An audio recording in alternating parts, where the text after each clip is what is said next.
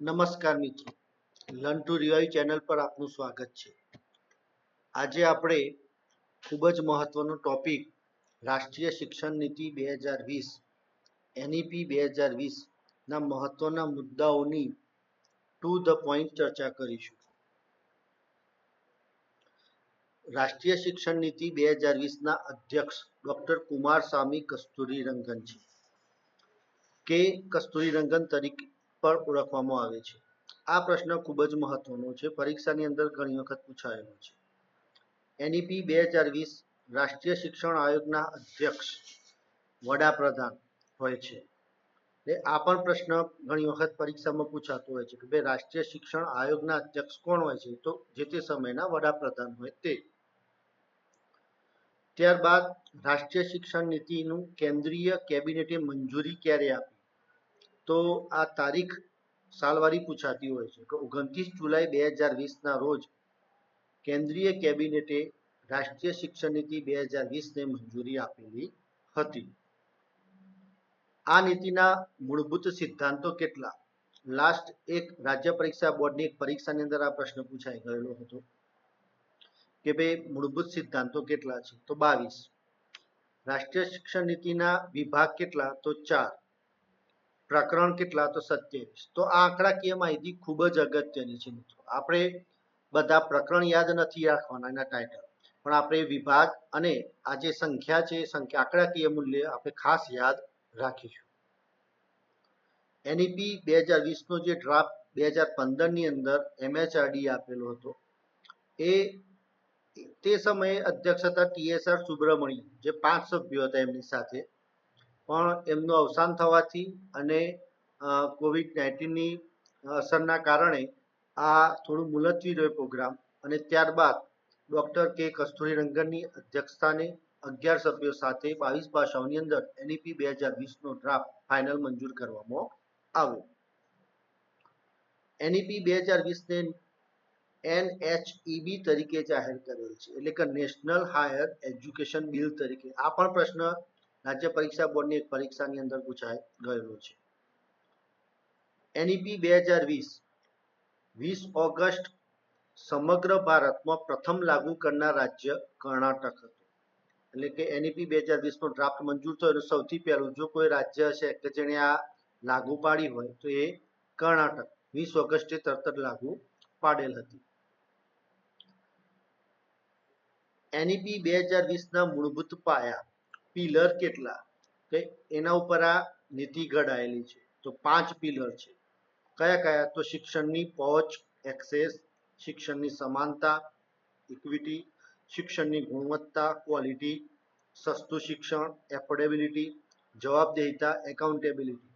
પરીક્ષાની અંદર આ પૂછાતો પ્રશ્ન છે, અગત્યનો પ્રશ્ન છે. આપણે યાદ રાખવાના 5 મુદ્દા ખાસ તૈયાર કરી નાખવાના નામ. NEP 2020ના આલેખ સમિતિના સભ્યો કેટલા હતા? તો 4 હતા. ડ્રાફ્ટિંગ કમિટીના સભ્યો, જેના આલેખ સમિતિના સભ્યો તરીકે ઓળખવામાં આવે છે. તો SRGની એક પરીક્ષાની અંદર પણ આ પ્રશ્ન પૂછાઈ ગયેલો હતો, જેના સભ્યો હતા મંજુલ ભાર્ગવ, કે રામચંદ્રન, અનુરાગ બેહર, લીનાચંદ્ર વાડિયા. તો આ 4 વ્યક્તિઓ એ આલેખ ડ્રાફ્ટિંગ સમિતિના સભ્યો હતા. કોણ છે કોણ નથી આવો પ્રશ્ન પૂછાયેલો હતો.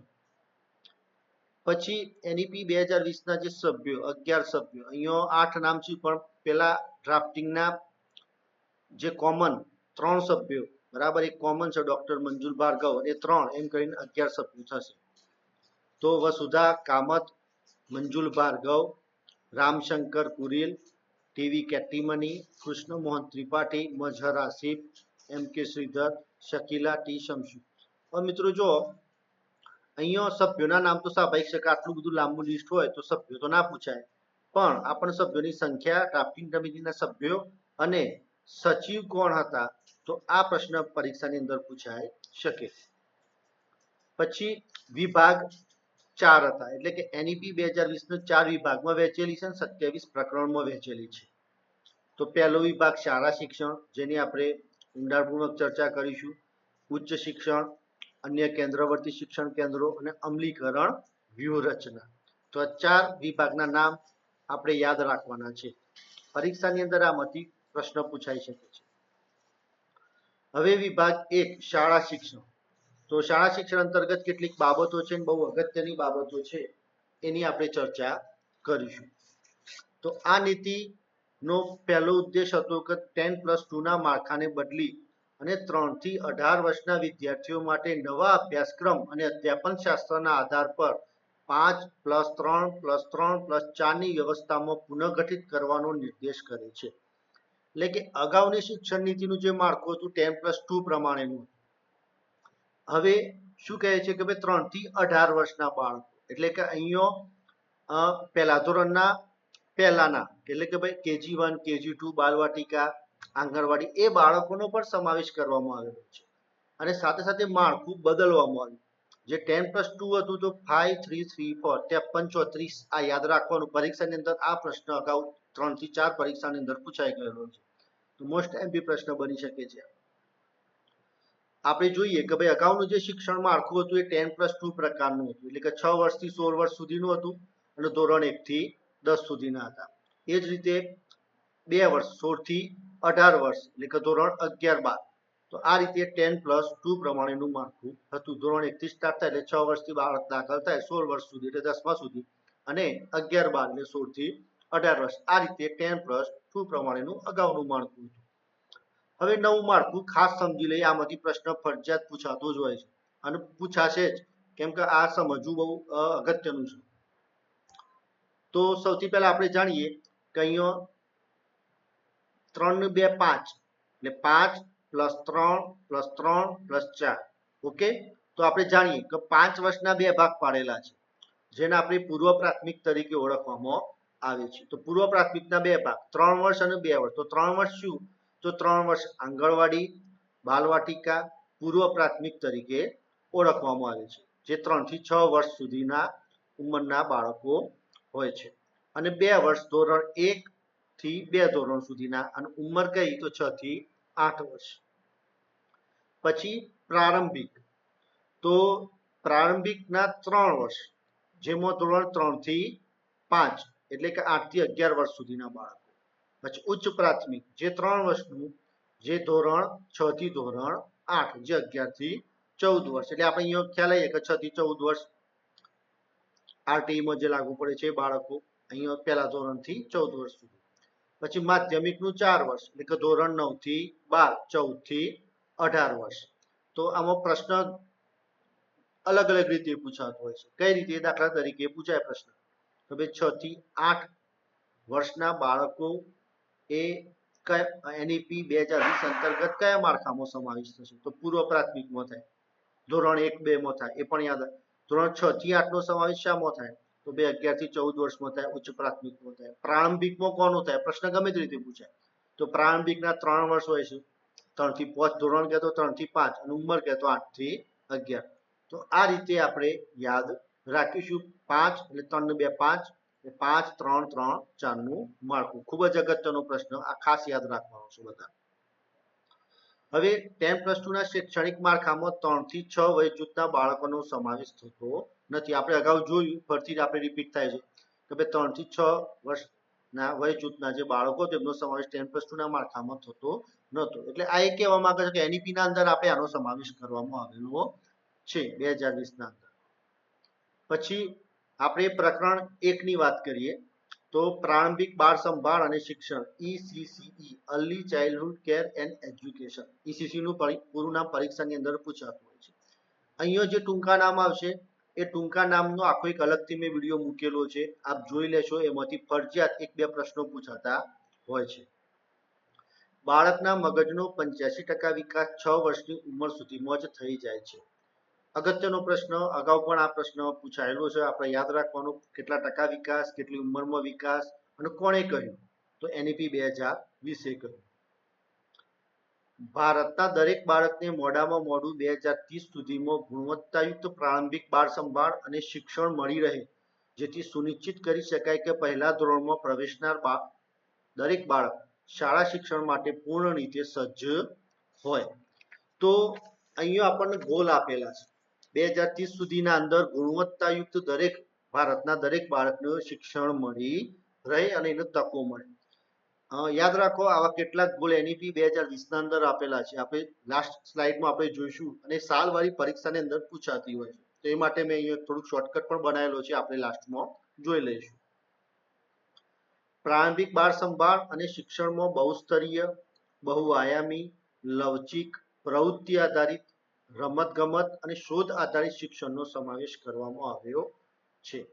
તો લાક્ષણિકતાઓ આપી કે ભાઈ અહીંયા કેવા પ્રકારનો અભ્યાસક્રમ હશે, કેવું શિક્ષણ હશે, તો એ શિક્ષણની કેટલીક લાક્ષણિકતાઓ અહીંયા શબ્દ આપેલા છે, જે આપણે યાદ રાખીશું. બહુસ્તરીય, બહુઆયામી, લવચિક, પ્રવૃત્તિ આધારિત, રમતગમત અને શોધ આધારિત. પ્રારંભિક બાળ સંભાળ અને શિક્ષણ સમગ્ર ઉદ્દેશ શારીરિક અને મનોશારીરિક વિકાસ, બુદ્ધાત્મક વિકાસ, સામાજિક અને નૈતિક વિકાસ, કલા કૌશલ્ય, સાંસ્કૃતિક વિકાસ અને પ્રત્યાયન માટે પ્રારંભિક ભાષા અને સાક્ષરતા અને સંખ્યા જ્ઞાનના વિકાસમાં મહત્તમ પરિણામો મેળવવાનું છે. તો ECC નો ઉદ્દેશ હેતુ કયા, તો કયો વિકાસ કરવાનો, તો આ રીતે પ્રશ્ન પૂછાય શકે છે અથવા નથી એ પ્રમાણે. NCERT દ્વારા 8 વર્ષ સુધીના બાળકો માટે national curriculum and pedagogical framework for ECCE તૈયાર કરવામાં આવશે. એટલે કે 8 વર્ષ સુધીના જે બાળકો તો એમના માટે આખું એક નવું ફ્રેમવર્ક તૈયાર કરવામાં આવશે, પેડાગોજી આધારિત. તો એ કેવું હશે, તો જે 2 ભાગમાં વહેંચાયેલું હશે. 0 થી 3 વર્ષના બાળકો માટે કે ભાઈ એમનું કેવું શિક્ષણ હશે, બરાબર, એમનો વિકાસ કેવી રીતે થાય એ પ્રમાણે, અને 3 થી 8 વર્ષના બાળકો માટે. તો આમાંથી પ્રશ્ન પૂછાય આ રીતે કે ભાઈ કેટલા ભાગમાં વહેંચાયેલું હશે એ યાદ રાખીશું. પછી આનું શોર્ટ નામ છે NCPFECC, તો એનું પૂરું નામ શું છે તે પણ પરીક્ષાની અંદર પૂછાય છે. બીજું, 8 વર્ષ કેટલા વર્ષ સુધીના બાળકો માટે તૈયાર થશે આ ECCO, તો 8 વર્ષ સુધીના, અને કોણ તૈયાર કરશે, તો NCERT સંસ્થા તૈયાર કરશે. તો આવી રીતે MCQ ના અંદર પ્રશ્નો પૂછાતા હોય છે. પછી આંગણવાડીઓને શાળા સંકુલો અને શાળા સમૂહ સાથે જોડવામાં આવશે. પ્રાથમિક શાળાઓમાં પૂર્વ પ્રાથમિક વર્ગોને પણ મધ્યાહન ભોજન યોજનામાં સમાવિષ્ટ કરાશે. તો આ 2 મુદ્દા આપણે સમજી લઈએ. આંગણવાડીઓને શાળા સંકુલ, એટલે હવે શાળા સંકુલો બનવાના 1 થી 10 ધોરણના, 12 ધોરણ સુધીના, અને એની સાથે આંગણવાડીનો પણ જોડવામાં આવશે. સ્કૂલ કોમ્પ્લેક્સ તરીકે પણ ઓળખવામાં આવે છે. અગાઉ આપણે જાણ્યા હતા કે કોઠારી કમિશનની આ મૂળ ભલામણ કોઠારી કમિશનની વિચાર એમ નહોતો, NEP ના અંદર એનો અમલ કરવાની વાત કરવામાં આવેલી છે 2020. તો અને પ્રાથમિક શાળામાં પૂર્વ પ્રાથમિક એટલે કે બાલવાટિકાના જે વર્ગો છે એમને પણ મધ્યાહન ભોજનમાં સમાવેશ હાલ કરવામાં આવે જ છે. ECC ના શિક્ષક સંવર્ગને તૈયાર કરવા NCERT દ્વારા તૈયાર કરાયેલ અભ્યાસક્રમ અને શૈક્ષણિક માળખાને અનુરૂપ તાલીમ આપવામાં આવશે.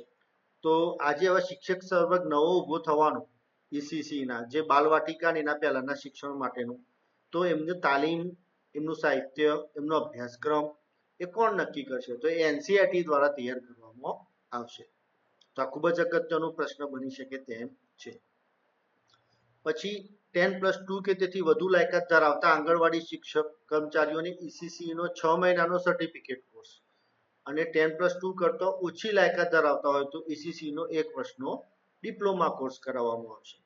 તો આ પણ પ્રશ્ન અગાઉ પૂછાયેલો છે કે ભાઈ 10+2 એટલે કે જો 12મા કરતો ઓછી લાયકાત હોય, વધુ લાયકાત હોય, તો 6 મહિનાનો એમનો સર્ટિફિકેટ કોર્સ કરવાનો રહેશે ECC, અને જો 12મા કરતો ઓછી લાયકાત હોય તો અમને 1 વર્ષનો ડિપ્લોમા કોર્સ કરવાનો રહેશે. આ કાર્યક્રમને દૂરવર્તી શિક્ષણના સ્વરૂપે DTH ચેનલ તેમજ સ્માર્ટફોનના માધ્યમથી ચલાવવામાં આવશે, એટલે કે ઓનલાઈન મોડમાં આ ચલાવવામાં આવશે, અને એમને એક ચાલુ નોકરી દરમિયાન પણ આ કોર્સ કરવાના રહેશે જો લાગેલા હોય નોકરી તો.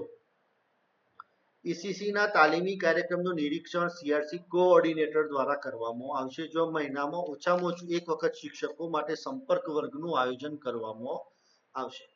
તો આપણે જાણીએ છીએ કે ભાઈ જૂથ ક્લસ્ટર જે હોય શાળાઓનું, તો એના કોઓર્ડિનેટર CRC કોઓર્ડિનેટર તરીકે ઓળખવામાં આવે છે. તો એ પણ આ ECC ના તાલીમી કાર્યક્રમનું નિરીક્ષણ કરશે અને ઓછામાં ઓછું એક સંપર્ક વર્ગ એટલે મીટિંગનું આયોજન કરશે મહિનામાં.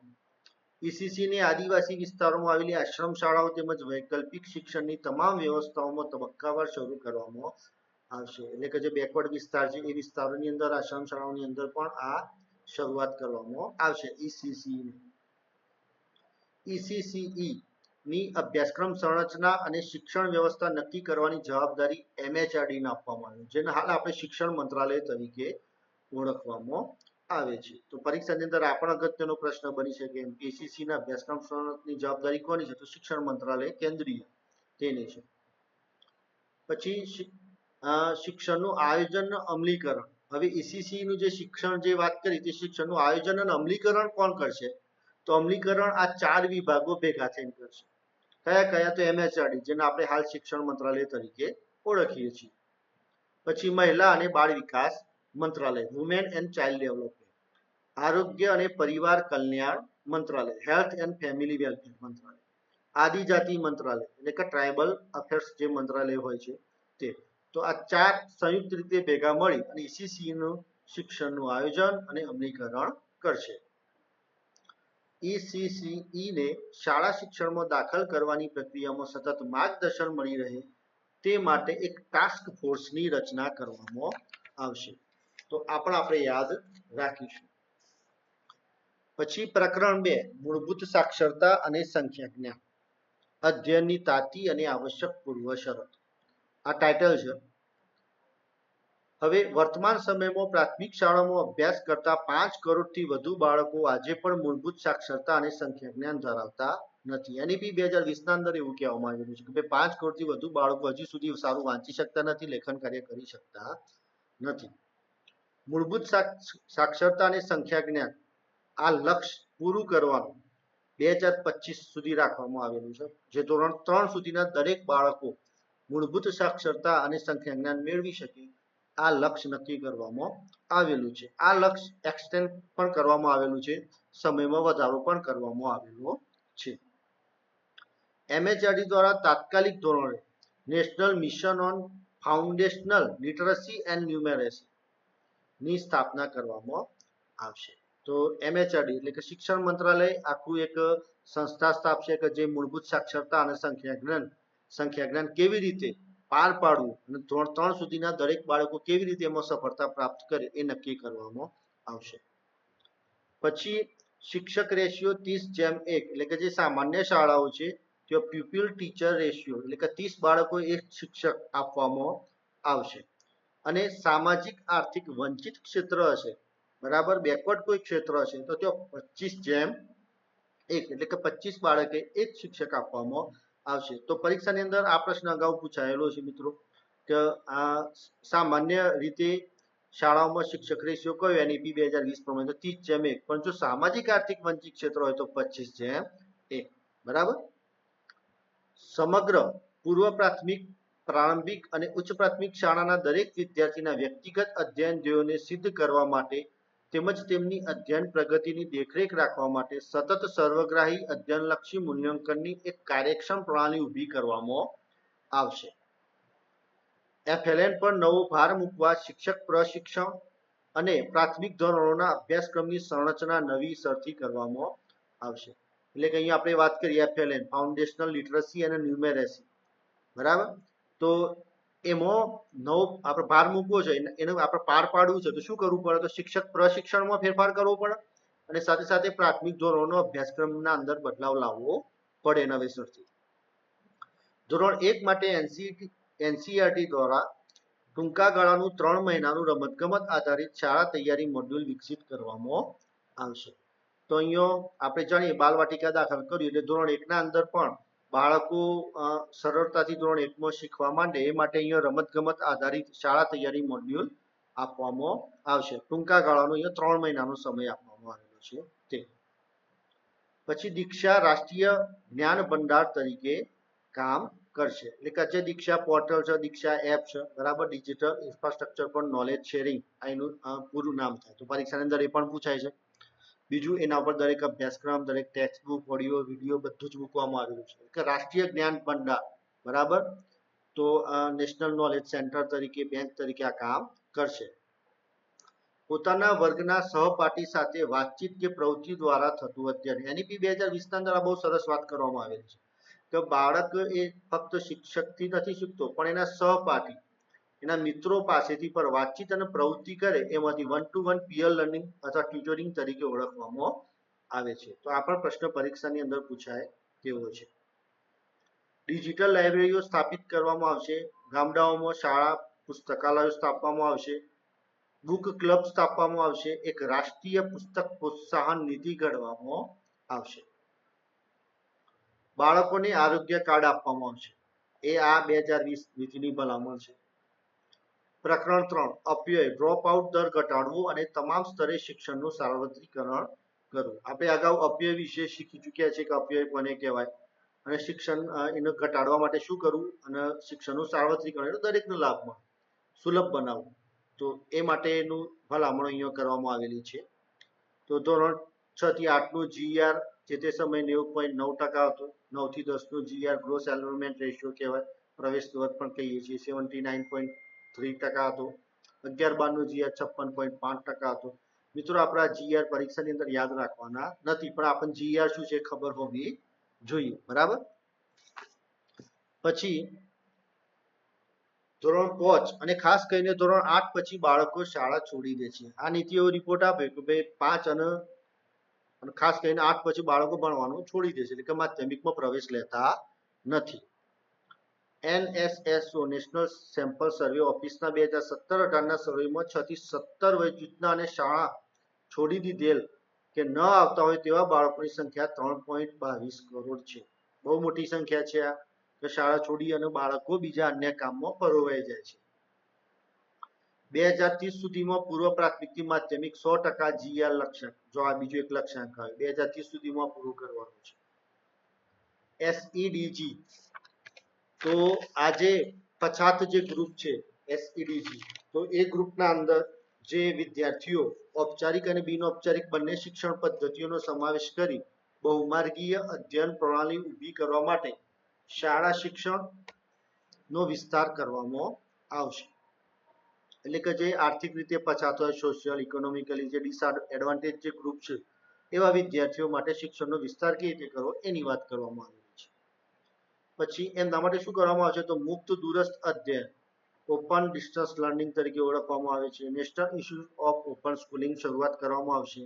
સ્ટેટ ઓપન સ્કૂલની શરૂઆત કરવામાં આવશે. એમના માટે શું કરવામાં આવશે તો એબીસી સ્તરના અભ્યાસક્રમ જે ધોરણ 3, 5, 8ની સમકક્ષ હશે, કોઈ તો 10, 12 અથવા વ્યવસાયિક સમકક્ષ હશે એવા અભ્યાસક્રમ તૈયાર કરવામાં આવશે. રાજ્યોને સ્ટેટ ઇન્સ્ટિટ્યૂટ ઓફ ઓપન સ્કૂલિંગની નવી સ્થાપના કરવામાં આવશે દરેક રાજ્યોની અંદર. ભૂતપૂર્વ વિદ્યાર્થીઓ અને શિક્ષકોની માહિતીનો સંકલિત સંગ્રહ ડેટા બેંક બનાવવામાં આવશે. એટલે ભૂતપૂર્વ વિદ્યાર્થીઓ અને શિક્ષકોની ડેટા બેંક બનાવવામાં આવશે. પ્રકરણ 4 શાળામાં અભ્યાસક્રમ અને અધ્યાપન શાસ્ત્ર. અધ્યયન કેવું તો સર્વાંગી, અનુબંધિત, આનંદપ્રદ અને પ્રવૃત્તિમય હોવું જોઈએ. તો આ પણ યાદ રાખવાના શબ્દો પરીક્ષાની અંદર પૂછાય છે કે અધ્યાપન શાસ્ત્ર અધ્યયન કેવું, તો આ મુખ્ય 4 પોઈન્ટ્સ થશે. ચલો હવે પૂર્વ પ્રાથમિકના 2 ભાગ પાડવામાં આવેલા, આપણે અગાઉ જાણી ચૂક્યા. કયા કયા? આંગણવાડી પ્રી સ્કૂલ જે 3 વર્ષનું હશે અને પ્રાથમિક શાળા જે ધોરણ 1 અને 2 નું હશે. માધ્યમિક શિક્ષણના 4 વર્ષમાં બહુ વિદ્યાશાખીય અભ્યાસ પર ભાર મુકાશે. તો 4 વર્ષ માધ્યમિક શિક્ષણ 9 થી 12, તો બહુ વિદ્યાશાખીય કેવું તો ખાસ કરીને જો કોઈ વ્યવસાયિક કોર્સ કરવો હોય તો વિદ્યાર્થીઓ પાસે ધોરણ 10 પછી બહાર નીકળવાનો વિકલ્પ રહેશે અને તે પછી જો ફરીથી તેની ઈચ્છા હોય તો 11-12માં પણ જોડાઈ શકશે. એટલે આ એમ કહેવા માંગે છે કે અહીંયા કોઈનો વ્યવસાયિક કોર્સ કરવો છે, તો પ્રોફેશનલ કોઈ કોર્સ, કોઈ સ્કિલ શીખવી છે, તો એને ધોરણ 10 પછી એ સ્કિલ શીખવા જઈ શકશે અને ફરીથી એને 11-12માં જોડાવું હોય તો જોડાઈ શકશે. બહુ વિદ્યાશાખીય એટલા માટે કે અહીંયા એ આખો ટ્રેડ બદલી શકે, વ્યવસાયિક કોર્સમાં જઈ શકે અને વિષયો પણ અલગ અલગ રાખી શકે, જે મનપસંદ વિષયો રાખી શકશે. એનસીઆરટી આવશ્યક કૌશલ્યો અને મૂલ્યોની યાદી તૈયાર કરશે. જો પરીક્ષામાં પૂછાય કે ભાઈ એનઈપી 2020 અંતર્ગત આવશ્યક કૌશલ્યો જે સ્કિલ અને વેલ્યુઝની યાદી કોણ તૈયાર કરશે તો એનસીઆરટી તૈયાર કરશે. પછી શું કરશે એ માટે તો અભ્યાસક્રમના વિષય વસ્તુને ઘટાડી માત્ર ચાવીરૂપ અને અતિ આવશ્યક બાબતોનો જ સમાવેશ કરશે. આ કરી ચૂક્યું છે. એનસીઆરટી એ વિષય વસ્તુને ઘટાડી દીધો, આ ગુજરાતમાં પણ વિષય વસ્તુ ઘટી ગયું અને ચાવીરૂપ અભ્યાસક્રમે જ અતિ આવશ્યક બાબતો જ સમાવેશ કરવામાં આવેલો છે. જેમ કે ગણિતના અંદર જોઈએ તો ધોરણ 6 ના અંદર રોમન અંકો હતા, પણ જે અભ્યાસક્રમ ઘટાડ્યો તો રોમન અંકો કાઢી નાખે. કેમ કે એની જરૂર નથી, કેમ કે રોમન અંકો એ આસપાસની દુનિયાની અંદરથી પણ એ બાળક 10 સુધીના, 20 સુધીના કે 100 સુધીના જે મુખ્ય જે હોય છે અંકો, તે અંકો એ શીખી લેતો હોય છે. તો એના અભ્યાસક્રમમાં રાખવાની કોઈ જરૂરિયાત નથી. આ ફક્ત ઉદાહરણ આપ્યું. કલા, રમતગમત દ્વારા શિક્ષણ અને આંતર અભ્યાસક્રમ અધ્યાપન અભિગમ છે. એટલે કે અહીંયા અભ્યાસક્રમની અંદર કલા અને રમતગમતનો સમાવેશ કરવામાં આવશે. જો આ બે વસ્તુથી બાળક શીખશે તો લાંબા ગાળા સુધી યાદ રાખી શકશે, એમ કહેવા માંગે છે. એનું નામ આપ્યું આંતર અભ્યાસક્રમ અધ્યાપન અભિગમ. ખાસ કરીને માધ્યમિક શાળામાં અભ્યાસ માટે વિષયોની વધુ અનુકૂળતા અને પસંદગી આપવામાં આવે. એટલે કે બાળક જે વિષય રાખવો એ રાખી શકે. કોઈ ભાષા સાથે કોઈ સાયન્સનો પણ વિષય રાખી શકે, કોમર્સનો પણ વિષય રાખી શકે. તો છૂટ આપવામાં આવશે પસંદગી. ધોરણ 5 સુધી માતૃભાષા, જો બહુ જ અગત્યનો પ્રશ્ન આપણે પૂછેલો, 5મા સુધી માતૃભાષા અને ધોરણ 8 સુધી ઇચ્છનીય ગણની ભાષા, એટલે ત્યાં પણ માતૃભાષા, સ્થાનિક ભાષા અને પ્રાદેશિક ભાષામાં શિક્ષણની ભલામણ કરવામાં આવેલી છે. બાળકો 2 થી 8 વર્ષની ઉંમર વચ્ચે અત્યંત ઝડપથી ભાષાઓ શીખી લે છે. જો આ ન્યુરોસાયન્સે સાબિત કરેલી બાબતો છે, જે આપણે જોયું કે 6 વર્ષ સુધી 85% મગજનો વિકાસ, એ પણ ન્યુરોસાયન્સે સાબિત કરેલું છે. અને આ પણ ન્યુરોસાયન્સ 2 થી 8 વર્ષનું બાળક અને વધુમાં વધુ ભાષાઓ ઝડપથી શીખી શકે છે. પછી ત્રિભાષા સૂત્ર અમલ ચાલુ રહેશે. ઓછામાં ઓછી 3માંથી 2 ભાષાઓ ભારતીય ભાષાઓ હોવી જોઈએ. જે વિદ્યાર્થીઓ 3માંથી 1 અથવા વધારે ભાષાને બદલવા માંગે છે, તેઓએ ધોરણ 6 અથવા ધોરણ 7માં કરી શકે છે. આમ કરવા માટે એમણે ત્રણેય ભાષામાંથી કોઈ પણ એક ભાષામાં માધ્યમિક સુધી પ્રાવીણ્ય પ્રાપ્ત કરવાનું રહેશે. એટલે અહીંયા ત્રિભાષા સૂત્રની વાતથી કે કોઈ પણ 3માંથી 2 ભારતીય ભાષાઓ પસંદ કરી શકશે અને વિદ્યાર્થી 3માંથી 1 અથવા વધારે એની ભાષા, એક કરતો વધારે ભાષા જો એને બદલવી હોય તો બદલી શકે. ધોરણ 6 અને 7માં આ બધું કરી શકશે, પણ એને 1 થી 5 સુધી તો માતૃભાષા ફરજિયાત, તેઓ ભાષા ચેન્જ ના કરી શકે. પણ 6, 7માં એ ચેન્જ કરી શકે, 1 થી 2 ભાષાઓ પણ ચેન્જ કરી શકશે. પણ ત્રણેય ભાષાઓમાં માધ્યમિક સુધી પ્રાવીણ્ય પ્રાપ્ત કરવાનું. માધ્યમિક સુધીમાં તેને પ્રાવીણ્ય એટલે કે એક્સપર્ટ બનવું પડશે, એને કમ્પ્લીટ શીખી લેવી પડશે. વિજ્ઞાન અને ગણિતના દ્વિભાષિક પાઠ્યપુસ્તકો, આપણે જાણીએ છીએ ધોરણ 6 થી 10 સુધીના પાઠ્યપુસ્તકો ખાસ કરીને ગણિત અને વિજ્ઞાનના કેવા દ્વિભાષિક, એટલે કે ગુજરાતી સાથે ઇંગ્લિશ પારિભાષિક શબ્દો પણ મૂકવામાં આવેલા છે. આપ જોઈ શકો છો, અભ્યાસ કરશો એટલે તમને ખ્યાલ આવશે કે દરેક શબ્દની બાજુમાં ઇંગ્લિશ શબ્દ પણ મૂકવામાં આવેલો છે, જે આપણું દ્વિભાષિક પાઠ્યપુસ્તક છે. ભારતની ભાષાઓ, એક ભારત શ્રેષ્ઠ ભારત પહેલ હેઠળ ભારતની ભાષાઓ પર ફન પ્રોજેક્ટ પ્રવૃત્તિમાં ભાગ લેવામાં આવશે. તો આ પણ પરીક્ષાની અંદર પૂછાયેલો પ્રશ્ન છે.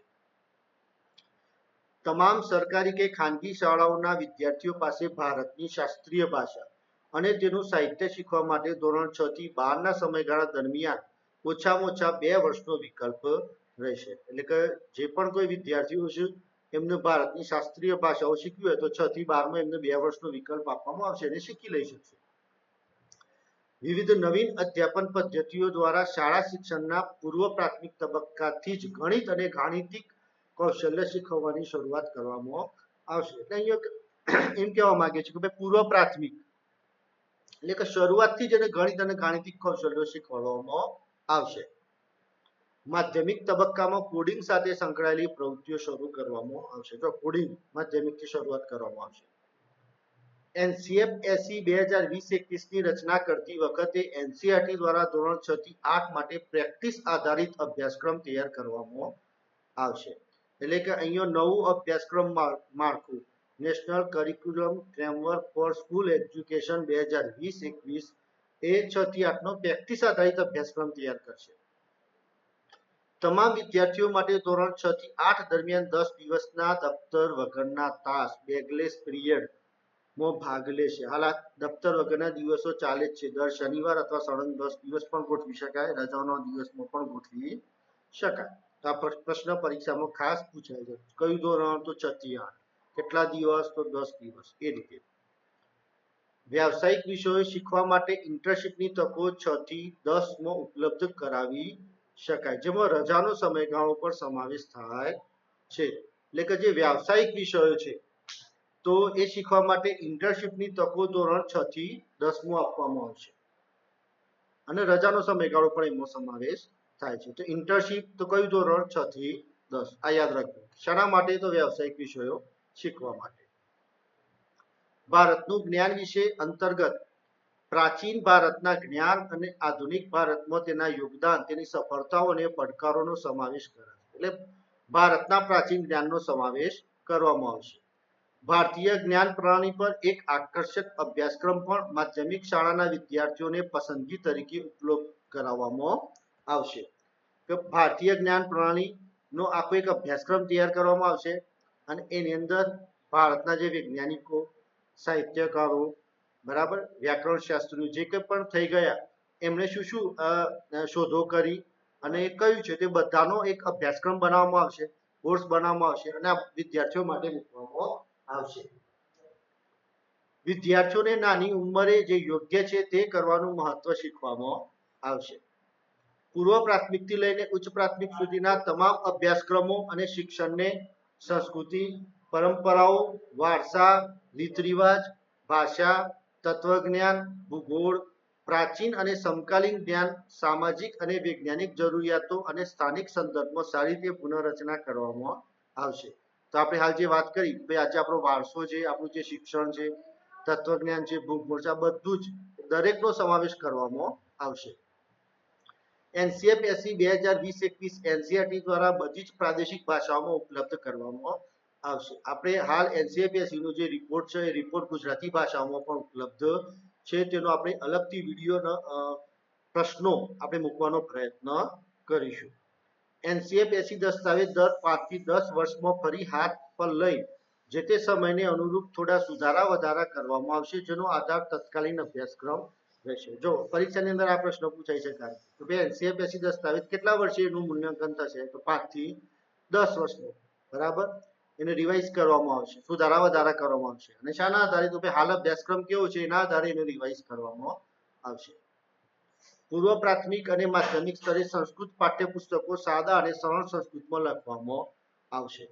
વિદેશી ભાષાઓ શીખવાનો વિકલ્પ માધ્યમિક શાળા શિક્ષણના સ્તરે આપવામાં આવશે. તો સંસ્કૃત પાઠ્યપુસ્તકો એકદમ સરળ બનાવવામાં આવશે.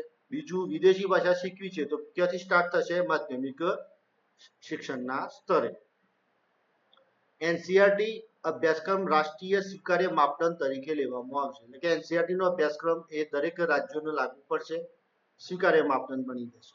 એનસીઈઆરટી, એસસીઈઆરટી શાળાઓ અને શિક્ષકો દ્વારા અભ્યાસક્રમ અને અધ્યાપન પદ્ધતિમાં યોગ્ય ફેરફારો કરીને દફતર અને પાઠ્યપુસ્તકોના વજનમાં નોંધપાત્ર ઘટાડો કરવા માટે નક્કર પ્રયાસો કરવામાં આવશે. 360 ડિગ્રી પ્રગતિકાર બહુપરિમાણીય અહેવાલ હશે, જેમાં સ્વમૂલ્યાંકન, સહપાઠી દ્વારા મૂલ્યાંકન અને શિક્ષક દ્વારા મૂલ્યાંકન હશે. આપણે જાણીએ છીએ કે થોડાક સમય પહેલા 360 મૂલ્યાંકનનું માળખું કેવું હશે ગુજરાતમાં, એનો એક પરિપત્ર બહાર પડ્યો. તો 360 ડિગ્રી મૂલ્યાંકન એટલે કે મલ્ટી ડાયમેન્શનલ. એના અંદર કેવું હોય કે સ્વમૂલ્યાંકન, બાળક પોતાનું જાતે પણ મૂલ્યાંકન કરી શકે, સહપાઠી એના મિત્રો દ્વારા, વાલીઓ દ્વારા પણ મૂલ્યાંકન થાય અને શિક્ષક દ્વારા પણ મૂલ્યાંકન કરવામાં આવશે. એટલા માટે 3D થઈ ગયું, સ્વમૂલ્યાંકન, સહપાઠી દ્વારા અને શિક્ષક દ્વારા. તો ખાસ યાદ રાખીશું, આ પ્રશ્ન પરીક્ષાની અંદર એકવાર પૂછાયેલો છે. ધોરણ 10 અને 12 માટે બોર્ડની પરીક્ષા ચાલુ રાખવામાં આવશે. જો અહીંયા સ્પષ્ટ લખ્યું છે 10-12 ની બોર્ડની પરીક્ષા ચાલુ રહેશે. પણ કેવું રહેશે? તો બોર્ડની પરીક્ષાઓ સરળ બનાવવામાં આવશે. કઈ રીતે સરળ? તો બોર્ડની પરીક્ષાઓના વર્ષ બગાડવાના સંકટને દૂર કરવા બધા વિદ્યાર્થીઓ કોઈ પણ શાળાકીય વર્ષ દરમિયાન 2 વખત બોર્ડની પરીક્ષા આપી શકશે. એટલે 2 વખત બોર્ડની પરીક્ષા આપી શકશે. એક મુખ્ય પરીક્ષા અને બીજી જો કોઈને આપીએ તો સુધારણા માટે, જો ઈચ્છિત હોય તો હજુ મારા માર્ક્સ લાવવા છે, ટકા લાવવા છે, તેના માટે. પરીક્ષાઓના કુલ પ્રદર્શનમાંથી કોઈ પણ 2 શ્રેષ્ઠ પ્રદર્શનના આધારે મૂલ્યાંકન થશે. એટલે કે ભાઈ 2 પરીક્ષા આપો તો 2 માંથી જે વધુ અને સારું પ્રદર્શન હશે એ ગણવામાં આવશે. ગણિતથી લઈને દરેક વિષય સંબંધિત મૂલ્યાંકન 2 સ્તર પર કરવામાં આવશે. એટલે કે ગણિતના ભાગ પાડવામાં આવશે, 2 સ્તર આપવામાં આવશે. આપણે આ જોઈએ છીએ કે 10માની અંદર ગણિતના 2 સ્તર પાડેલા છે, બેઝિક અને સ્ટાન્ડર્ડ. એ રીતે એક વર્ગ કક્ષાએ અને બીજી ઉચ્ચ કક્ષાએ. કેટલાક વિષયોમાં બોર્ડની પરીક્ષામાં 2 ભાગ રાખી શકાય. એક ભાગમાં બહુ વિકલ્પ અને બીજા ભાગમાં વિસ્તૃત પ્રકારના પ્રશ્નો રાખી શકાય. એટલે અહીંયા આ નીતિ એવું કહે છે કે ભાઈ અહીંયા તમે 2 ભાગની અંદર પેપર બોર્ડની પરીક્ષા લો, એક એમસીક્યુ લ્યો અને એક વિસ્તૃત વર્ણનાત્મક. જેવી રીતે લેવી એ પ્રમાણે લઈ શકાય. પછી ધોરણ 3, 5 અને 8માં શાળા પરીક્ષા યોગ્ય ઓથોરિટી દ્વારા લેવામાં આવશે. તો અહીંયા NEP એ ખાસ ભલામણ કરેલી છે કે 3જા અને 5મા અને 8મા ધોરણમાં ચોક્કસ ઓથોરિટી દ્વારા પરીક્ષા લેવામાં આવે. ખાસ કરીને ધોરણ 3ની પરીક્ષા મૂળભૂત સાક્ષરતા અને સંખ્યા જ્ઞાન અને અન્ય પાયાની કુશળતાઓનું પરીક્ષણ કરશે. એટલે કે 3જા ધોરણ સુધી ખાસ FLN પર ભાર આપવામાં આવેલો છે. MHRD દ્વારા એક પ્રમાણભૂત નિર્ધારક સમિતિના રૂપમાં પરખ એક રાષ્ટ્રીય મૂલ્યાંકન કેન્દ્ર સ્થાપિત કરવામાં આવશે. તો રાષ્ટ્રીય મૂલ્યાંકન કેન્દ્ર કયું? તો પરખ. આ યાદ રાખજો, પરખનું પૂરું નામ પણ આપણે યાદ રાખીશું. બરાબર, તો એ વિડીયોની અંદર આપણે દરેક જે ટૂંકા નામ છે આપણે અલગથી તમારે જોઈ લેવાના અને તૈયાર કરી લેવાના, ફરજિયાત પૂછાય. તો રાષ્ટ્રીય મૂલ્યાંકન કેન્દ્રનું નામ કયું? તો પરખ. પરખ શું કરશે? તો પરખ NTA અને SAS નું પણ સંચાલન કરશે. NTA શું કરશે? તો વિવિધ એડમિશન પરીક્ષાઓ વર્ષમાં ઓછામાં ઓછી 2 વખત લેવાનું કામ કરશે, નેશનલ ટેસ્ટિંગ એજન્સી. તો NTA મૂલ્યાંકનનો ઉપયોગ તેમની પ્રવેશ પરીક્ષા માટે કરવો કે નહીં તે નિર્ણય વ્યક્તિગત વિશ્વવિદ્યાલય, યુનિવર્સિટી અને મહાવિદ્યાલયો સ્વતંત્ર રીતે કરશે. એટલે કે કોલેજ અને જે વિદ્યાલયો છે, કોલેજ યુનિવર્સિટીઓ છે, એમ કે NTA ના આધારે પ્રવેશ આપવો કે ના આપવો એ યુનિવર્સિટી જાતે નક્કી કરશે. પ્રકરણ 5 શિક્ષક. ઉત્કૃષ્ટ વિદ્યાર્થીઓ જ શિક્ષણના વ્યવસાયમાં પ્રવેશ મેળવે, વિશેષ ગ્રામ્ય વિસ્તારમાંથી જોડાય તે માટે ઉત્કૃષ્ટ 4 વર્ષીય સંકલિત BEd કાર્યક્રમમાં અભ્યાસ માટે મોટી સંખ્યામાં અગ્રતાક્રમ આધારિત શિષ્યવૃત્તિ સમગ્ર દેશમાં શરૂઆત કરવામાં આવશે. તો અહીંયા 3-4 મુદ્દાની એમને ભેગી વાત કરી આ ભલામણની અંદર. કઈ ભલામણ? તો ભાઈ જો હોશિયાર ઉત્કૃષ્ટ વિદ્યાર્થીઓ હોય તે શિક્ષણના વ્યવસાયમાં જોડાય, બીજું ગ્રામ્ય વિસ્તારમાંથી પણ જોડાય, ત્રીજું 4 વર્ષીય સંકલિત એટલે ઇન્ટિગ્રેટેડ BEd ચાલુ કરવામાં આવશે એમાં જોડાય, અને એમને અગ્રતાક્રમ આધારિત એમને સ્કોલરશિપ શિષ્યવૃત્તિ પણ આપી. આવું આખા દેશમાં શરૂઆત કરવામાં આવશે. વિશેષ પારદર્શિતા જાળવી રાખવા માટે એક ઓનલાઈન સોફ્ટવેર આધારિત વ્યવસ્થા દ્વારા બદલી કરવામાં આવશે. અહીંયા શિક્ષકોની બદલીની વાત કરવામાં આવી છે. તો ભાઈ આ બદલી કરવી હોય શિક્ષકોની, તેમને ઓનલાઈન સોફ્ટવેર દ્વારા કરવામાં આવે. પૂર્વ પ્રાથમિક, પ્રારંભિક, ઉચ્ચ પ્રાથમિક અને માધ્યમિક શિક્ષકોને આવરી લેવા ટેટનું વિસ્તરણ કરવામાં આવશે. એટલે આપણે જાણીએ છીએ કે આ બધામાં દાખલ થવું હોય, નોકરીના અંદર વ્યવસાયમાં જોડાવવું હોય તો ટેટ પરીક્ષા આપવી પડતી હોય, પણ ટેટનું વિસ્તરણ કરવામાં આવશે. કઈ રીતે? તો વિશેષ શિક્ષકોની ભરતી પ્રક્રિયામાં તેઓના સંબંધિત વિષયમાં ટેટ કે NTA પરીક્ષાના ગુણને પણ સામેલ કરવામાં આવશે. શિક્ષણ માટેની અભિયોગ્યતા અને ઉત્સાહને તપાસવા માટે રૂબરૂ મુલાકાત ઇન્ટરવ્યુ ગોઠવવામાં આવશે અને વર્ગમાં ભણાવવા સંબંધી નિદર્શન ડેમો ક્લાસ જેવી બાબતો શાળાઓ અને શાળા સંકુલોમાં શિક્ષકોની ભરતી પ્રક્રિયામાં અભિન્ન અંગ બની જશે. જો NEP 2020 એવું કહે છે કે ભાઈ ટેટ અને NTA અથવા ટાટ જે પરીક્ષાઓ છે એનું વિસ્તરણ એવું કરો કે એ તો માર્ક્સ ગણાય, તો સાથે સાથે ઇન્ટરવ્યુ પણ ગોઠવો અને ડેમો ક્લાસ પણ ગોઠવો. પણ ગુજરાતની અંદર અથવા કોઈ જગ્યાએ આવું ગોઠવવામાં આવેલું નથી પ્રાથમિક શાળાઓની અંદર અને માધ્યમિક શાળાઓની અંદર. પણ હા, ટેટનું વિસ્તરણ કરી અને 2 તબક્કા પાડેલા છે. એમાં પહેલું એલિમિનેશન MCQ, બીજું છે એમાંથી અમુક ટકા એમને મેન્સ એક્ઝામ વર્ણનાત્મક ગોઠવવામાં આવેલી છે. ટેટ 1 અને ટેટ 2 ના અંદર હજી શરૂઆત કરવામાં આવેલી નથી, પણ ટાટ સેકન્ડરી અને હાયર સેકન્ડરી અંદર 2 તબક્કાની અંદર વિસ્તરણ કરવામાં આવેલું છે. શિક્ષકોના વ્યાવસાયિક વિકાસ માટે દર વર્ષે ઓછામાં ઓછા 50 કલાક સતત વ્યાવસાયિક વિકાસ કન્ટિન્યુઅસ પ્રોફેશનલ ડેવલપમેન્ટ આધારિત તાલીમમાં ભાગ લેશે. તો અહીંયા આપણે એ જાણ્યું કે ભાઈ અહીંયા શિક્ષકોની તાલીમ 50 કલાક ગોઠવવામાં આવશે વર્ષ દરમિયાન. એ પ્રમાણે હાલ શરૂઆત થઈ ચૂકેલી છે. શાળાના આચાર્યો અને શાળા સંકુલો પ્રમુખો નેતૃત્વ અને સંચાલન માટે મોડ્યુલર લીડરશિપ અને મેનેજમેન્ટ વર્કશોપ અને ઓનલાઈન વિકાસની તકો અને પ્લેટફોર્મ હશે. આવા પ્રમુખો પાસે પણ અપેક્ષિત થશે કે તે 50 કલાક કે તેથી વધુ CPD કાર્યક્રમમાં ભાગ લેશે. મિત્રો, આ પ્રશ્ન અગાઉ પરીક્ષાની અંદર 2 પરીક્ષાની અંદર પૂછાયેલો છે કે ભાઈ CPD કેટલા સમય માટે હોય છે? તો 50 કલાક માટે હોય છે વર્ષમાં, દર વર્ષે હોય છે.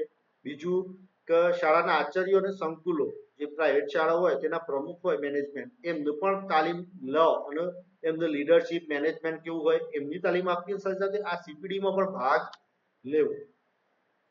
કારકિર્દી વ્યવસ્થાપન અને પ્રગતિ. કેરિયર મેનેજમેન્ટ એન્ડ પ્રોગ્રેશનની વ્યવસ્થા કરવામાં આવશે. ઉત્કૃષ્ટ કાર્ય કરતા શિક્ષકોને ઓળખી માન્યતા, બઢતી અને પગાર વધારો આપવામાં આવશે. NEP 2020 એવું કહે છે કે શિક્ષક જે હોશિયાર હોય, ઉત્કૃષ્ટ કામગીરી હોય એમનું તમે ઓળખો, એમને માન્યતા આપો, એમનું બઢતી આપો અને એમનો પગાર વધારો પણ આપવો જોઈએ. તો સ્વાભાવિક છે કે પ્રાથમિકથી લઈ અને પ્રોફેસર સુધી શિક્ષક બની શકવો જોઈએ. આ ભલામણના આધારે આપણે કહી શકીએ કે પ્રમોશન આપવામાં જાવ અને જે આગળ વધતો જ જાય. સેવાની ગુણવત્તાના આધારે શિક્ષકોને શિક્ષણ પ્રણાલીમાં બઢતી આપી શૈક્ષણિક નેતૃત્વ આપવામાં આવશે. NCTE દ્વારા national professional standard four teacher NPST નો એક સામાન્ય માર્ગદર્શક સમૂહ વર્ષ 2022 સુધીમાં વિકસિત કરવામાં આવશે. એટલે કે શિક્ષકો માટે એક સ્ટાન્ડર્ડ ધોરણ નક્કી કરવામાં આવશે. અને કેવું હશે તો એ NCTE નક્કી કરશે. 2030 સુધીમાં રાષ્ટ્રીય સ્તરે વ્યાવસાયિક ધોરણોની સમીક્ષા અને સંશોધન કરવામાં આવશે. વર્ષ 2021 સુધીમાં NCTE દ્વારા NCERT સાથે પરામર્શ કરી NEP 2020ના આધારે NCERT 2021 તૈયાર કરવામાં આવશે.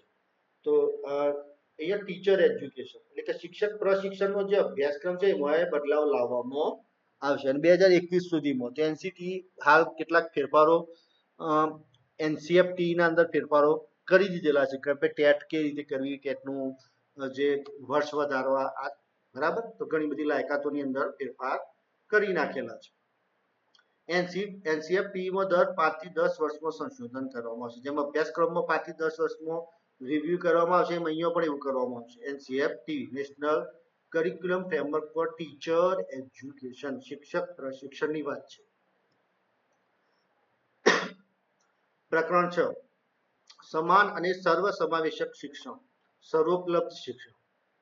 શૈક્ષણિક રીતે વંચિત SEDS મોટી વસ્તી ધરાવતા દેશના પ્રદેશોની વિશેષ શિક્ષણ ઝોન જાહેર કરવા જોઈએ. સોશિયલી ઇકોનોમિકલી ડિસએડવાન્ટેજ જે ગ્રુપ્સ જે છે એમની મોટી વસ્તી જે જગ્યાએ હોય ત્યાં એમનું સેજ વિશેષ શિક્ષણ ઝોન, સ્પેશિયલ એજ્યુકેશન ઝોન જાહેર કરવા જોઈએ.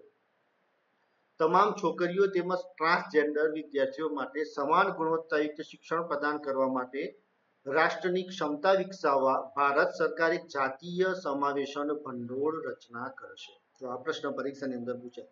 જાતીય સમાવેશન ભંડોળ શાના માટે શરૂઆત કરવામાં આવશે, કોણ તૈયાર કરશે? એ રીતે એવા સ્થળો કે જો શાળા સુધી પહોંચવા માટે લાંબુ અંતર કાપવું પડે તેવા વિસ્તારોમાં જવાહર નવોદય વિદ્યાલય જેવા નિઃશુલ્ક છાત્રાલયનું નિર્માણ કરવામાં આવશે. કે ભાઈ એવો દુર્ગમ વિસ્તાર છે કે ભાઈ બાળકોને તો લાવવા અઘરા છે, તો શું કરવું? તે બાળકો માટે જવાહર નવોદય વિદ્યાલયની સ્થાપના કરો કે જેથી એમને મફતનું શિક્ષણ, મુક્ત શિક્ષણ મળી શકે, સહેલાઈથી મળી શકે. RPWD right to person with disability એટલે કે અહીંયા દિવ્યાંગ બાળકોની વાત છે. એમનો એક્ટ 2016 ની અંદર બનેલો છે. એમની શાળા પસંદગીમાં છૂટછાટ આપવામાં આવશે. એમના માતા પિતાને પણ ગૃહ શિક્ષણ આપવામાં આવશે. આદિવાસી પ્રભુત્વ ધરાવતા વિસ્તારમાં NCC કેન્દ્રો ખોલવા માટે પ્રોત્સાહન આપવામાં આવશે. પ્રકરણ 7 શાળા સંકુલ અને જૂથની સહાયથી કાર્યક્ષમ પ્રશાસન અને અસરકારક રીતે સંસાધનો પૂરા પાડવાની પ્રક્રિયા. તો રાજ્ય કેન્દ્ર શાસિત પ્રદેશોની સરકારો દ્વારા 2025 સુધીમાં શાળાઓનો સમૂહ બનાવવાનો છે. 2025 સુધી સ્કૂલ કોમ્પ્લેક્સ બનાવો, તેમની સંખ્યાને સંકલિત કરો અને નવીન પદ્ધતિઓ અપનાવો. શાળા પરિષદ, તો શાળા પરિષદ કેવું હશે, સ્કૂલ કોમ્પ્લેક્સ કેવું હશે, તો એક માધ્યમિક શાળા અને એની અંદર 5 થી 10 કિલોમીટરના વિસ્તારની આંગણવાડી અને અન્ય શાળાઓનો સમાવેશ થશે. તો પરીક્ષાની અંદર આ પ્રશ્ન પૂછાઈ શકે, ક્યાં સુધી સ્કૂલ ક્લસ્ટર બનાવવા? તો 2025 સુધીનો ગોલ છે. સ્કૂલ ક્લસ્ટર એટલે કે શાળા પરિષદના અંદર કોનો સમાવેશ થશે? તો એક માધ્યમિક શાળા અને 5 થી 10 કિલોમીટરના વિસ્તારની આંગણવાડી અને અન્ય શાળાઓ. તે 5 થી 10 કિલોમીટરમાં જેટલી શાળાઓ અને આંગણવાડી આવે એ બધાનો સમાવેશ કરવામાં આવશે. દેશભરમાં એક ખાનગી અને સાર્વજનિક શાળાને પરસ્પર જોડવામાં આવશે. આ ખૂબ જ સરસ ભલામણ. પ્રાઇવેટ શાળા અને સાર્વજનિક શાળાને જોડવામાં આવશે એક એ રીતે. દરેક રાજ્યને પ્રોત્સાહિત કરવામાં આવશે કે તે બાળ ભવન સ્થાપિત કરે. દરેક રાજ્યમાં બાળ ભવન સ્થાપવાનું કેવું, તો જેમાં દરેક વયના બાળકો અઠવાડિયામાં એક કે વધુ વખત જઈ શકે, જેમાં કલા, રમત, કારકિર્દી સંબંધી અનેકવિધ પ્રવૃત્તિઓમાં ભાગ લઈ શકે. શાળા આખા સમુદાય માટે સન્માન અને ઉત્સવનું સ્થાન હોવું જોઈએ. એક સંસ્થાનના રૂપમાં શાળાની પ્રતિષ્ઠાની પુનઃસ્થાપના કરવી જોઈએ અને શાળાના સ્થાપના દિવસ જેવા મહત્વપૂર્ણ દિવસ સમુદાય માટે સાથે મળીને ઉજવવા જોઈએ. તો અહીંયા આ ભલામણ એમ કહેવું કે ભાઈ તમે શાળાનો સ્થાપના દિવસની ઉજવણી કરો. તો હાલમાં શાળાના સ્થાપના દિવસની ઉજવણી છેલ્લા 1-1.5 વર્ષથી કરવામાં આવી રહી છે. પ્રકરણ 8 શાળા શિક્ષણ માટે ધારાધોરણો અને પ્રમાણીકરણ. રાજ્ય કેન્દ્રશાસિત પ્રદેશ રાજ્ય શાળા માનાંક પ્રાધિકરણ state school standard authority SSSA નામની એક સ્વતંત્ર રાજ્યવ્યાપી સંસ્થાની સ્થાપના કરશે. તો રાજ્ય અને કેન્દ્રશાસિત પ્રદેશો શું કરશે? તો SSA ની સ્થાપના કરશે. શાના માટે? તો ભાઈ શાળા શિક્ષણના ધારાધોરણો અને એનું પ્રમાણીકરણ વેલિડેશન કરવા માટે. SCRT દ્વારા આ માપદંડોની રૂપરેખા તૈયાર કરવામાં આવશે. એટલે કે જે તે રાજ્યની અંદર જેમ NCERT તો રાજ્યોની અંદર state council of research training educational research and training તો એ માપદંડોની રૂપરેખા તૈયાર કરશે. SCRT શું કરશે? તો SQKAAF નામનો એક ફ્રેમવર્ક તૈયાર કરશે. 3 વર્ષમાં CRC BRC અને ડાયટમાં બદલાવ લાવવાની ભલામણ કરવામાં આવી છે. આ બધાની વચ્ચે શાળા શિક્ષણ પૂર્ણ થાય તે સમયે વિદ્યાર્થીઓની ક્ષમતાઓનું પ્રમાણીકરણ અને પ્રમાણપત્ર આપવાની કામગીરી પ્રત્યેક રાજ્ય પરીક્ષા બોર્ડ દ્વારા નિયંત્રિત કરવામાં આવશે. એટલે કે નીતિના અંદર એવી ભલામણ કરી છે કે ભાઈ બાળકનું શિક્ષણ પૂરું થાય તો રાજ્ય પરીક્ષા બોર્ડ દ્વારા એમને પ્રમાણપત્ર આપવામાં આવે. વૈશ્વિક સ્તરે વિવિધ દેશોના આંકડા દર્શાવે છે કે કોઈ દેશનો સાક્ષરતા દર તેના પ્રતિ વ્યક્તિના GDP વચ્ચે ગાઢ સહસંબંધ હોય છે. તો પરીક્ષાની અંદર આ જે કોટેશન NEP આપેલું છે, ભલામણ આપી છે, તો આ યાદ આપણે રાખવાની. કોટેશન કોણે આપ્યું? તો ભાઈ દરેક સાક્ષરતા દરે GDP વચ્ચે ગાઢ સહસંબંધ છે. NCERT દ્વારા ઉત્તમ પ્રૌઢ શિક્ષણ માળખું વિકસાવવામાં આવશે. એટલે હવે આપણે જનરલ ભલામણોની ચર્ચા કરીએ તો એની અંદર પ્રૌઢ શિક્ષણનું માળખું વિકસાવવાનું.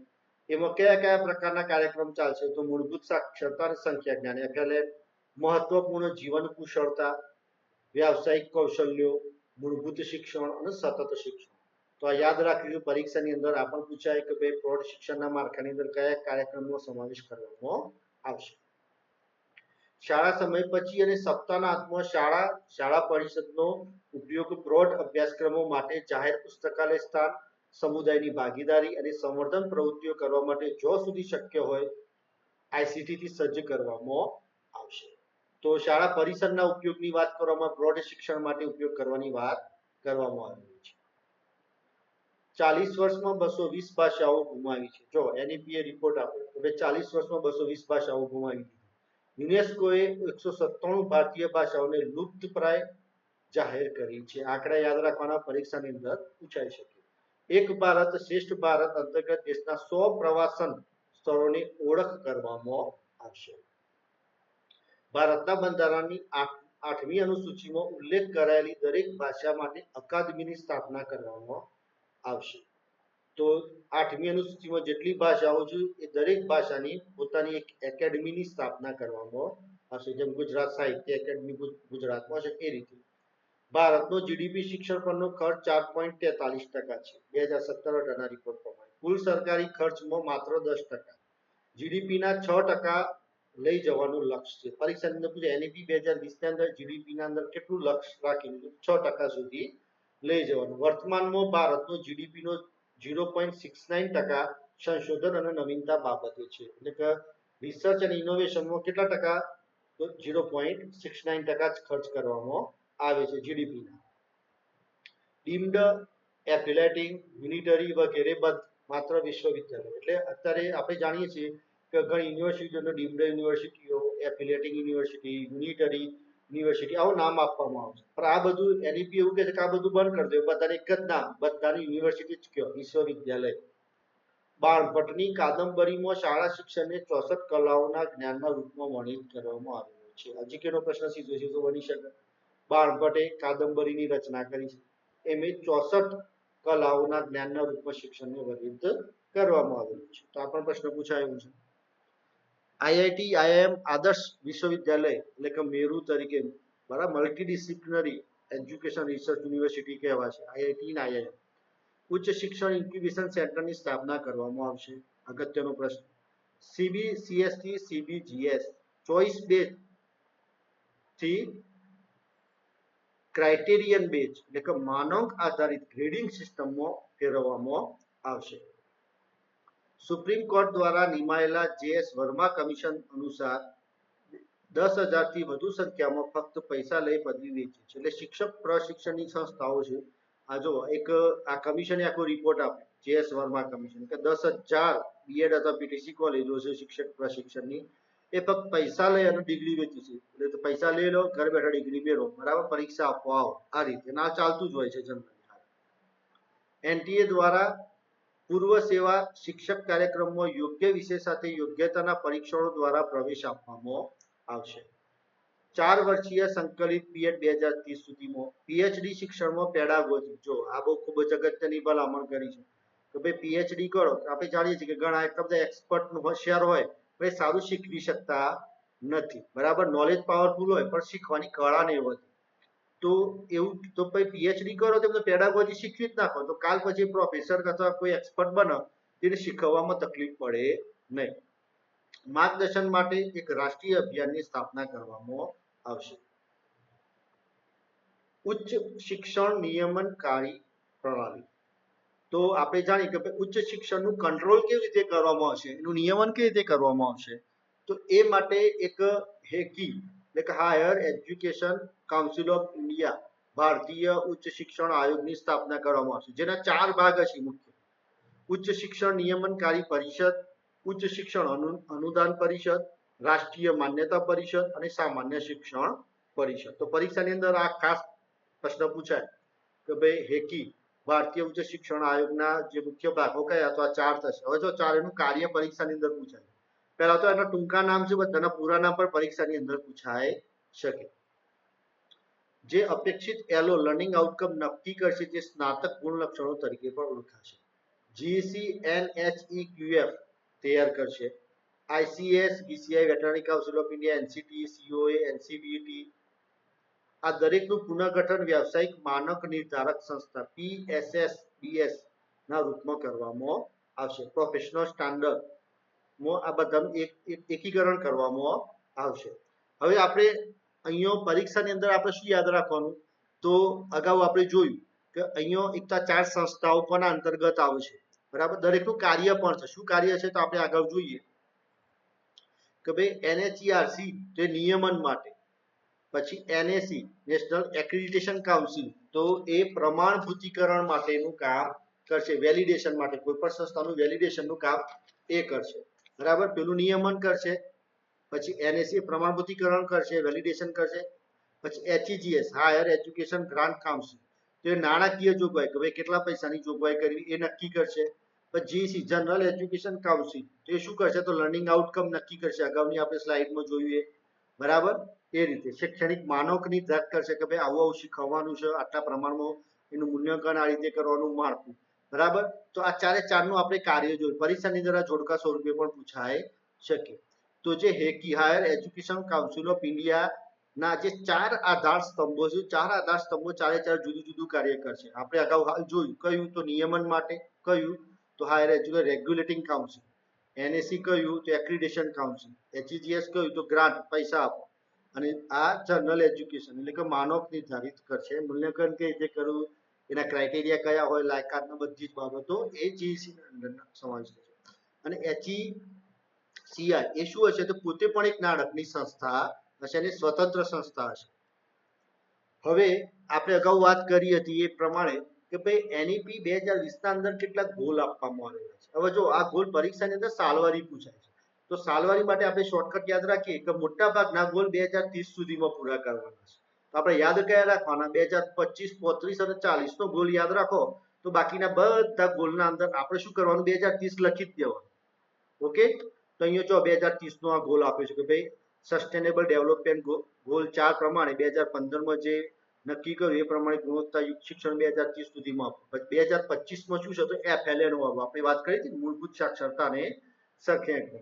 પછી 2030માં પેલું ECC ની વાત કરી હતી એ પ્રમાણે. પછી જો આ બધા જ ગોલ 2030 સુધીના છે કે ભાઈ પૂર્વ પ્રાથમિકથી માધ્યમિક 100% GR લઈ જવો, પછી કોલેજો છે તો એમને વિશ્વવિદ્યાલયમાં તબદીલ કરવી, B.Ed 4 વર્ષનું કરવું, પછી દરેક જિલ્લા અથવા નજીકના જિલ્લામાં અથવા એના નજીકની જગ્યામાં ફરજિયાત પ્રમાણે એક યુનિવર્સિટી હોવી જોઈએ. પછી શિક્ષક પ્રશિક્ષણનો કાર્યક્રમ જે છે એ કેવો હોવો જોઈએ 2030 સુધીના અંદર. પછી અહીંયા 2035 નો અને 40 ના જે બે ગોલ છે એ આપણે ખાસ યાદ રાખવાના. તો 25 અને 35 ને 40 યાદ રાખીએ તો બાકીના બધા આપણે 30 લખી જ નાખવાના, ટીક કરી જ નાખી એટલે આપણે યાદ રહી જાય. જો 2035 નો ગોલ કયો છે તો ભાઈ GR છે એ 50% લઈ જવાનો. કયો GR? તો વ્યાવસાયિક શિક્ષણના અંદર 50% GR હોવો જોઈએ, બરાબર. એટલે 50% જે વિદ્યાર્થીઓ છે એ વ્યાવસાયિક શિક્ષણના પ્રોફેશનલ શિક્ષણના અંદર એડમિશન લેવા જોઈએ. 2040 કયો છે? તમામ ઉચ્ચ શિક્ષણ સંસ્થાઓનું બહુ વિદ્યાશાખીય સંસ્થાઓ બનાવવાની, એટલે કે મલ્ટી ડાયમેન્શનલ બનાવી નાખવાની. દરેક બધું જ શિક્ષણ એના અંદર થાય. આર્ટ્સ, કોમર્સ, સાયન્સ, મેડિકલ બધા જ પ્રકારનું શિક્ષણ એક જ જગ્યાએ આવી જાય એવી જ વિદ્યાશાખાઓ બનાવવાની વાત કરવામાં 2040 સુધીમાં. અને 2040 બીજો એક ગોલ કે ભારતનું એવી શિક્ષણ પ્રણાલી મજબૂત બનાવી કે ભાઈ આપણામાંથી લોકો શીખ લે અને એવી વ્યવસ્થા અને સમાજ વ્યવસ્થા કે જે ખૂબ જ સર્વોચ્ચ અને ગુણવત્તાયુક્ત શિક્ષણ પ્રણાલી હોય. તો આપણે અહીંયા જો ગોલનો એક પ્રશ્ન ફરજિયાત પૂછાય છે, કોઈ પરીક્ષા નથી જેના અંદર NEP ના ગોલની વાત કરવામાં ન આવેલી. તો મોટાભાગના ગોલ આપણે જોઈએ 2030 છે, બરાબર. તો 2035 નો ગોલ આ યાદ રાખવાનો 50% વ્યવસાયિક શિક્ષણ, અને 2040 છે, અને એક 2025 નો જે ગોલ આપણે અગાઉ ચર્ચા કરી તે પ્રમાણે બાકીના બધા જ ગોલ 2030 ના અંદર. તો મિત્રો આજે આપણે અહીંયા વાત કરી એ NEP 2020 ના મહત્વના મુદ્દાની વાત કરી. મેં અમુક મુદ્દાઓને ઊંડાણપૂર્વક સમજાવવાનો પ્રયત્ન કરેલો છે. જે મુદ્દાઓ ઊંડાણપૂર્વક સમજાવેલા ના હોય તો પણ આપણે યાદ રાખવાના છે, અને દરેક મુદ્દાઓ નોટબુકના અંદર નોંધી લઈ અને દરેકને એ વાક્યો સીધે સીધા યાદ કરી લેવા, તૈયાર કરી લેવા. જે ટૂંકા નામ છે એ ટૂંકા નામનો અલગથી વિડીયો મેં બનાવેલો છે. એનું પૂરું નામ ફરજિયાત પરીક્ષાની અંદર 1 માર્ક્સ એ પૂછાશે, 1 માર્ક્સ સાલવારી પૂછાશે, અને જે 5, 3, 3, 4 નું માળખું છે, ઉંમર છે, ધોરણ છે, એ ફરજિયાત એમાંથી એક પ્રશ્ન આવશે. અને કોઈ પણ એક ભલામણ સીધે સીધું વાક્ય સ્વરૂપે પૂછાય શકે તો દરેક ભલામણો આપણે તૈયાર કરી લેવાની. NEP 2020 ના આજે શોર્ટકટ અથવા ટુ ધ પોઈન્ટની જે વાત કરી એ બધા જ પોઈન્ટ પરથી ફરજિયાત 3 થી 5 ગુણનું દરેક પરીક્ષાની અંદર પૂછાશે. મિત્રો, તમને આ વિડીયો સારો લાગ્યો હોય તો આ વિડીયોને શેર કરો, લાઈક કરો અને આ ચેનલને સબસ્ક્રાઇબ કરો. Thank you very much.